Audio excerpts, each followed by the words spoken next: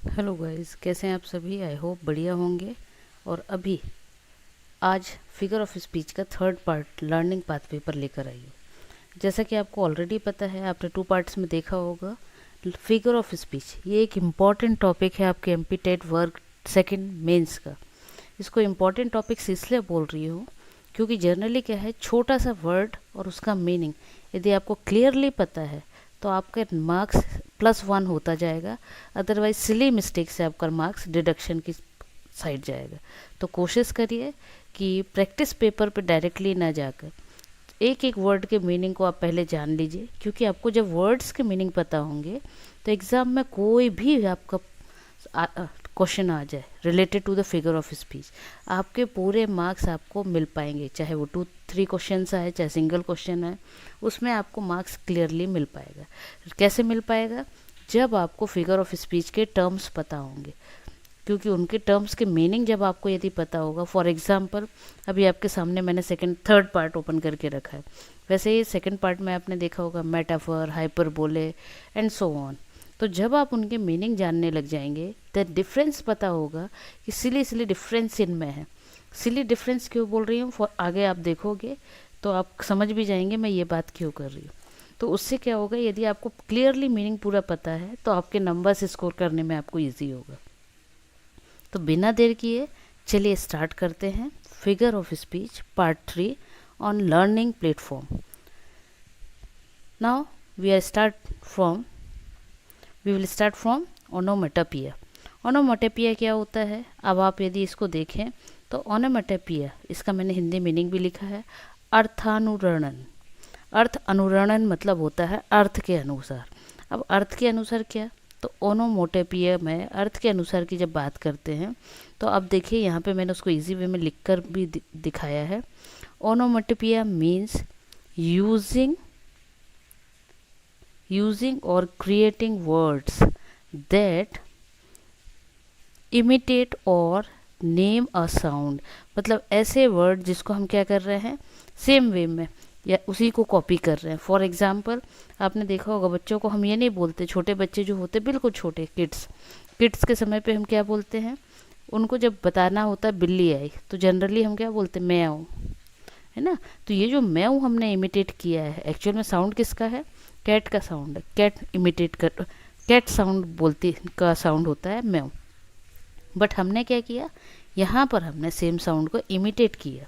तो वहीं पर यहाँ पर ओनोमेटोपिया में बताया है कि ओनोमेटोपिया मीन्स ऐसा वर्ड्स जो क्रिएटिंग वर्ड्स है, मतलब जिसको हम जैसा यूज़ कर रहे हैं उसको हम क्या कर रहे हैं, इमिटेट कर रहे हैं। मतलब उसमें हमने कुछ अलग से कुछ नहीं किया, सेम जो शब्द है उसको हम इमिटेट कर रहे हैं, कॉपी कर रहे हैं, या जो साउंड है उसको हम बोल रहे हैं। अब उसमें क्या होता है, देखिए उसमें आगे दिया भी, the word actually look like the sound it makes. कि इसमें क्या होता है, जो वर्ड का साउंड है वो वैसा ही आता है। जैसे अभी मैंने बताया कैट का म्यो, डॉग का भौ भौ। देन अदर देखा जाए, एग्जाम्पल आपके सामने है, देखिए example number 1, my dog always बो वो when ever he sees me. उसका डॉग क्या करता है, जब भी उसको देखता है तो क्या करता है, भौ भौ करता है ना। Another one, he clearly heard the hissing sound. देखिए हिसिंग भी दिया है, साउंड भी उसी के आगे दे दिया। तो वो क्या बोल रहा है कि ही क्लियरली हर्ड, सुनना, हर्ड मीन सुनना, आपको भी पता है। He clearly heard the hissing sound of the snake. तो स्नेक का साउंड कैसा होता है, हिसिंग, क्योंकि आपने देखा होगा जब वो बोलता है तो फुनकार करना, है ना। तो उसका आवाज़ जो आता है वो कैसा आता है, हिसिंग, है ना। तो यही चीज़ वो यहाँ पे बताना चाह रहे हैं कि ओनोमोटोपिया मतलब वही वर्ड या वही साउंड जिसको एज यूजल सेम वे में हम उसको क्या करते हैं, इमिटेट करते, कॉपी करते। तो आई होप क्लियर हो गया होगा ओनोमोटोपिया। कुछ और भी वर्ड्स हैं, देखिए उनके मीनिंग से ऐसे पता चल जाएगा। इफ़ वी टॉक अबाउट रोअर्ड, तो सबको पता है लॉयन आवाज़ करता है। बर्स्ट तो बी के लिए है। रिंग्स, फ़ोन का रिंग की बात हो रही। म्याऊं अभी बताया था कैट। तो ये है आपके कुछ एग्जाम्पल जिसमें हमने सेम साउंड को जब बोलते हैं, कॉपी करते हैं, इमिटेट करते हैं, then it is called onomatopoeia. चलिए नेक्स्ट देखते हैं, एल्यूजन। इसमें आपको एक थोड़ा सा चेंज देखोगे एक स्पेलिंग से या ये कहना चाहिए एक पर्टिकुलर लेटर से स्पेलिंग पूरा चेंज हो जाएगा और चेंज के साथ साथ उसका मीनिंग चेंज हो जाएगा। फॉर एग्जाम्पल यहाँ आप देखिए लिखा हुआ है आपके यहाँ पर फॉर्म्स ऑफ स्पीच की बात करें तो एल्यूजन है, और आपने एक वर्ड पढ़ा होगा इल्यूजन। अब आप देखिएगा ए और आई का बस चेंज है, ठीक है। स्टार्टिंग में एल्यूजन है जिसका मीनिंग होता है संदेश, इल्यूजन है जिसका मीनिंग होता है किसी चीज़ को हम क्या करते हैं, इमेजिन करते हैं, सोचते हैं कि अरे ऐसा हुआ है ना, इल्यूजन हो जाता है। तो यहाँ पर एल्यूजन है जिसका फिगर ऑफ स्पीच होता है, कहलाता है। इसका मीनिंग चलिए आगे देखते हैं क्या है। तो एल्यूजन मतलब होता है speech in which a writer makes a reference to a famous story person object और event so that the meaning is understood quickly. Allusion का मतलब होता है जब हम किसी चीज़ के बारे में बात कर रहे हैं तो उस बात करते करते में हम क्या करते हैं, कुछ ऐसे फेमस स्टोरी या पर्सन का नाम लेंगे या लेते हैं जिससे क्या होता है कि हमें मीनिंग तुरंत पता चल जाता है। सबसे अच्छा एग्जाम्पल आपने देखा होगा, कोई बच्चा यदि पढ़ने में बहुत अच्छा है तो क्लास में बच्चों को अभी पता नहीं है कि वो एल्यूजन यूज़ कर रहे हैं, बट वो ऑटोमेटिकली फिगर ऑफ स्पीच वहाँ पे यूज़ करते हैं। वो फिगर ऑफ स्पीच क्या यूज़ करते हैं, एल्यूजन। क्या फिगर ऑफ स्पीच एल्यूजन कैसे यूज़ करते हैं कि बच्चा कोई बहुत अच्छा पढ़ने में है तो उसको इनडायरेक्टली क्या कहेंगे, लो आइंस्टीन आ गया, बोलते हैं ना। तो वो आइंस्टीन तो नहीं आया ना वहाँ पे, लेकिन हमने क्या किया, किसी फेमस पर्सन का नाम लेके क्या किया, उसको बताया कि आइंस्टीन आ गया, मतलब बहुत इंटेलिजेंट जो बच्चा है वो आ गया। See here it is an indirect reference. अब ये कैसा रेफरेंस होता है कि इनडायरेक्ट, मतलब हम किसी पर्सन को डायरेक्टली ना बोलकर क्या होता है इनडायरेक्टली वे में बोलते हैं कि अरे आइंस्टीन आ गया, बट वहाँ कोई आइंस्टीन तो नहीं आया होगा ना, किसी बच्चे को हम बोल रहे हैं ना, किसी इंटेलिजेंट पर्सन को बोल रहे हैं। एग्जाम्पल देख लीजिए, यहाँ मैंने लिख भी दिया है, we have an Einstein in our class, कि हमारे क्लास में क्या है, आइंस्टीन है। आइंस्टीन है मतलब बहुत ही इंटेलिजेंट, किसी की बात हो रही, किसी बच्चे की बात हो रही। पासिंग रेफरेंस, इसका मैंने स्टार लगाकर इसलिए मेंशन कर दिया है कि एल्यूजन को आपको याद करके रखना है तो इस वे में भी रख सकते हैं कि मतलब हम क्या करते हैं, पासिंग रेफरेंस, किस इस तरह का रेफरेंस देते हैं जिससे क्या होता है, क्विक रिस्पॉन्स, तुरंत सामने वाले को समझ आ जाए, उसका रिस्पॉन्स जाए, तो उसको बोलते हैं पासिंग रेफरेंस। अब नेक्स्ट देखते हैं, और इस पर बहुत आते हैं क्वेश्चन में, आप याद रखिएगा, ऑक्सीमोरोन। एल्यूजन पर तो फिर भी एटलीस्ट कम आता है, आपके वर्क 2 की बात कर रही हूँ। ओनोमोटोपिया पे लिमिटेड आता है, लेकिन ऑक्सीमोरॉन बहुत जगह पे आपको एटलीस्ट ऑप्शन में 4 ऑप्शन में दिखेगा बार बार आपको ऑक्सीमोरॉन। तो ऑक्सीमोरॉन क्या होता है, पहले तो उसका मीनिंग देख लीजिए। ऑक्सीमोरॉन मीन्स विरोधा अलंकार। अब वर्ड में ही आपको समझ आ रहा है, विरोध मतलब जस्ट अपोजिट, तो जहाँ पर अपोजिट बात हो रही होगी तो उसको ऑक्सीमोरॉन कहते हैं, बट किस वे में ये भी देखना पड़ेगा, क्योंकि यही छोटी छोटी चीज़ें आगे जब मैं कंपाइल करूँगी पूरा फिगर ऑफ स्पीच तो आपको दिखेगा, 4th पार्ट में आपका कंपाइल करके दिखा दूँगी, क्योंकि क्या है छोटी छोटी सी चीज़ों से क्या है बिल्कुल चेंज है आपका, कि उसमें ही फिगर ऑफ स्पीच चेंज हो जाता है। फॉर एग्जाम्पल ऑक्सीमोरॉन की बात कर रहे हैं तो अभी देखिए ऑक्सीमोरॉन को पहले मैं समझा दूँ। A phrase that combine 2 words, देखिएगा फ्रेज मतलब कोई भी एक फ्रेज होगा, है ना। और फ्रेज का मीनिंग अब बताने की ज़रूरत नहीं है क्योंकि अब आप तो एमपी-टेट का वर्क 2 का दे रहे हैं। कंबाइन 2 वर्ड्स, जब 2 वर्ड्स को कंबाइन करता है, that seems to be opposite, जो बिल्कुल एक दूसरे से क्या है, अपोजिट है, विपरीत है। और each other, it placed next to each other, और वो क्या होगा साथ में कि दोनों अपोजिट है और दोनों एक दूसरे के जस्ट लगे हुए होंगे, लगे हुए मतलब आसपास ही होंगे। जैसे यहाँ देख लीजिए फ्रेंडली फाइट, अब फ्रेंड है तो फाइट की बात कहाँ से आ रही, और फाइट की बात आ रही तो फ्रेंड कहाँ से हो गए, लेकिन यहाँ पे फ्रेंडली और फाइट बोल रहे हैं, मतलब कैसी लड़ाई, दोस्त वाली लड़ाई, है ना। वैसे ही सेकंड देखिए, कंप्लीटली देन अनफिनिश्ड, मतलब कंप्लीटली मतलब पूरा, अनफिनिश्ड मतलब काम जो है वो अभी ख़त्म नहीं हुआ। तो आई होप इतना आपको अभी समझ में आ रहा होगा कि किस बात कर रहे हैं। आसपास जो जुड़ा हुआ सेंटेंस लिखा है उसमें आपको बोला गया है। देखिए कंप्लीटेड, अनफिनिश्ड, कंप्लीटली मतलब पूरा होना, अनफिनिश्ड मतलब कंप्लीट नहीं होना, तो दोनों ही अपोजिट बात हो गई। आगे देखिए, स्वीट सोरो, स्वीट मतलब मीठा, सोरो मतलब दुख।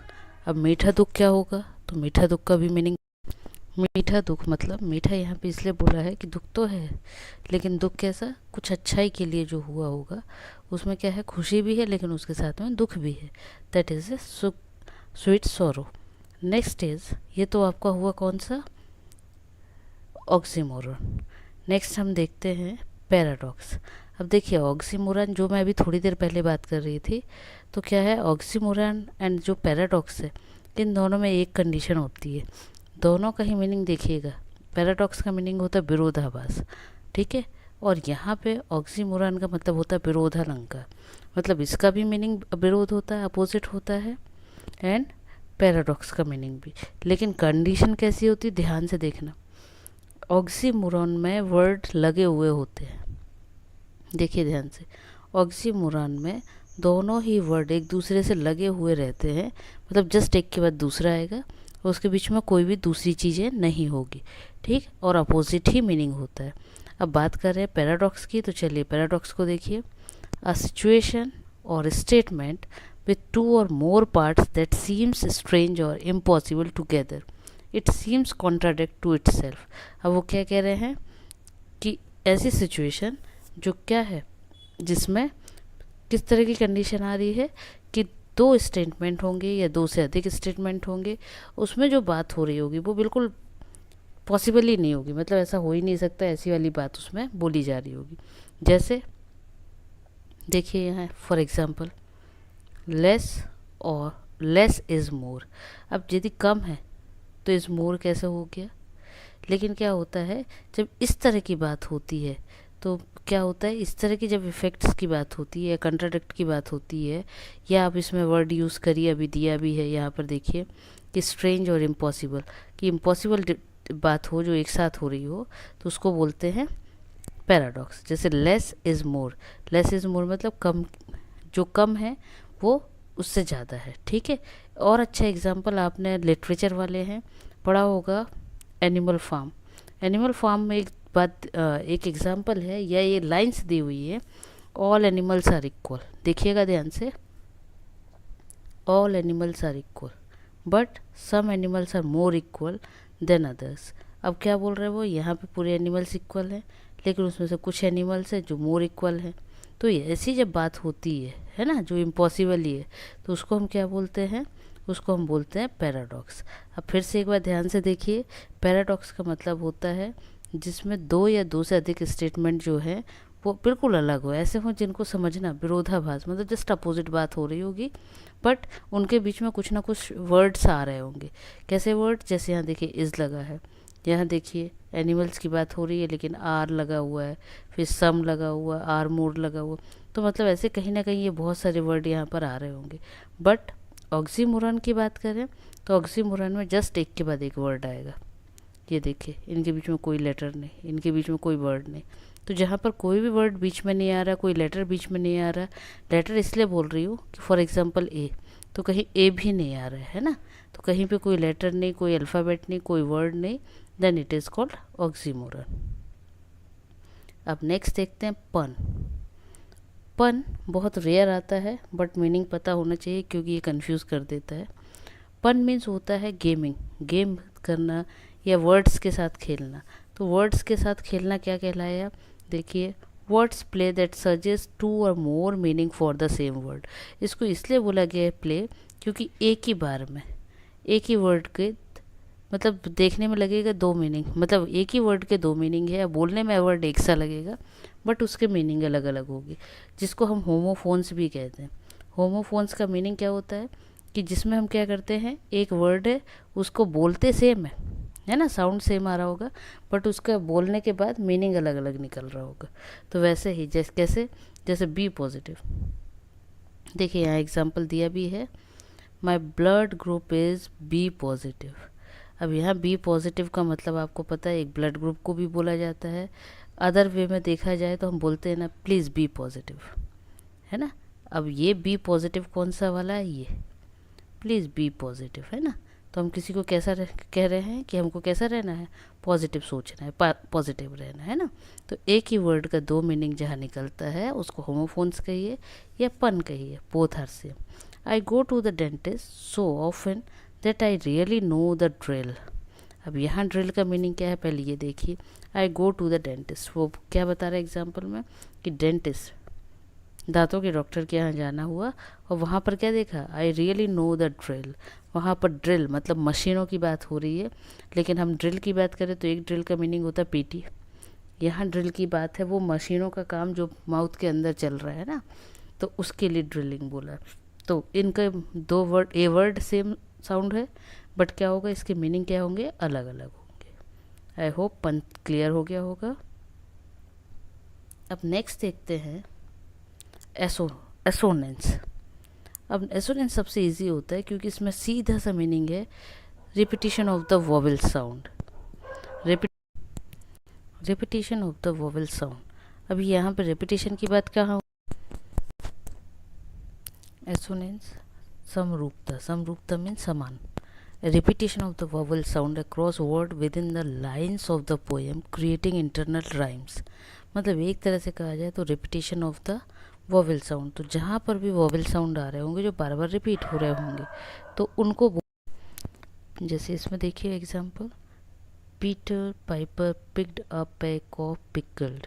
तो सभी में आप देखिए बात कॉन्सोनेंट की नहीं हो रही है, बात हो रही है वोवेल साउंड। तो देखिए ई आई आई ई आई ई। तो ये जो कॉन्सोनेंट साउंड है जो रिपीटिशन या राइमिंग में आता है, it is called assonance. Now next is apostrophe. तो एपोस्ट्रोफी का मीनिंग सबको पता है, संबंध कारक का चिन्ह। अब चिन्ह किसको बोला जाता है, तो ये आप देख रहे हो यहाँ पर, ये ऐसा जो होता है इसको एपोस्ट्रोफी बोला जाता है। आगे देखिए apostrophe, addressing some absent person, thing, abstract quality और अ नॉन एग्जिस्टेंस कैरेक्टर। मतलब ऐसी चीज़, ऐसा किसी को एड्रेस करना जिसमें क्या हो, या तो किसी वो पर्सन जो है एब्सेंट है मतलब वहाँ है ही नहीं, या किसी की क्वालिटी को लेके, या वो एग्जिस्ट कर ही नहीं रहा, मतलब जिस कैरेक्टर की हम बात कर रहे हैं वो वहाँ पे कोई ज़रूरत ही नहीं है, लेकिन फिर भी हम उसको क्या कर रहे हैं, एड्रेस कर रहे हैं। For example, O pardon me thou bleeding piece of earth, Julius Caesar की ये लाइन्स है जिसमें आपने देखा होगा कि बोला है ब्लीडिंग पीस ऑफ अर्थ। अब ब्लीडिंग पीस ऑफ अर्थ किस लिए एग्जिस्ट बोला गया है, उसको एड्रेस करने के लिए, किसके लिए, जब जूलियस सीजर की स्टोरी आप पढ़ेंगे तो उसमें ये लाइन्स आपको क्या होगा, दिखेगा। क्लियर, तो उसको कहते हैं एसोनेंस। एसोनेंस का मतलब, सॉरी एपोस्ट्रोफी। एपोस्ट्रोफी का मतलब शायद अब आप समझ गए होंगे, जहाँ पर इस तरह का ये साइन आ जाते हैं, इससे आपको पहचानना है कि ये एपोस्ट्रोफी वाला सेंटेंस है। Clear. Next is antithesis. Antithesis मतलब विपरीत, अपोजिट। तो जब हम किसी वर्ड लिटरली मीनिंग को अपोजिट बताते हैं, टू अपोजिंग आइडियाज, जिसमें दो अलग अलग अपोजिट आइडिया बता रहे होंगे, then it is called a antithesis. अब एंथिसिस में क्या होता है, देखिए दो अपोजिट आइडिया की बात हो रही, speech is silver, silence is gold. यहाँ पे स्पीच की बात हो रही है सिल्वर में, यहाँ गोल्ड, दोनों पहली बात अपोजिट। यहाँ बोलने की बात हो रही है, यहाँ चुप रहने की बात हो रही है, तो अपोजिट हुआ। तो speech is silver, silent is gold, तो स्पीच और साइलेंस अपोजिट है। It's never too soon, it's never too late. Soon means जल्दी और लेट मीन्स, लेट का मीनिंग पता है, ये देर। तो यहाँ पे भी दो अपोजिट बात हो रही है, तो जब ऐसी दो अपोजिट बात हो रही होंगी तो उन बातों के लिए इन्होंने क्या बोला है कि उसको हम क्या कहते हैं, एंथिसिस कहते हैं। क्लियर, उसको क्या कहा जाएगा, एंथिसिस। अब एंथिसिस के बाद आप देखिए लिटोट्स। लिटोट्स जो होता है बहुत ईजी है और सिंपल वर्ड का मीनिंग है इसका। It consist of double negative. Double negative मतलब कि वो ऑलरेडी एक वर्ड का मीनिंग तो है ही, जिसको हम बात कर रहे हैं, नहीं जाना है ना, तो जाने के लिए मना कर रहे हैं लेकिन नहीं भी लगा रहे। वैसे ही जैसे इस एग्जाम्पल में, फिर लेकिन स्टार्टिंग से ही बता दूँ, देखिए litotes means it consist of double negative. मतलब किसी भी अफर्मेटिव वर्ड में affirmative is expressed by two negative. मतलब किसी अफर्मेटिव सेंटेंस में दो बार नेगेटिव आए तो उसको लिटोट्स कहते हैं। For example, she is not dumb, and you are not wrong.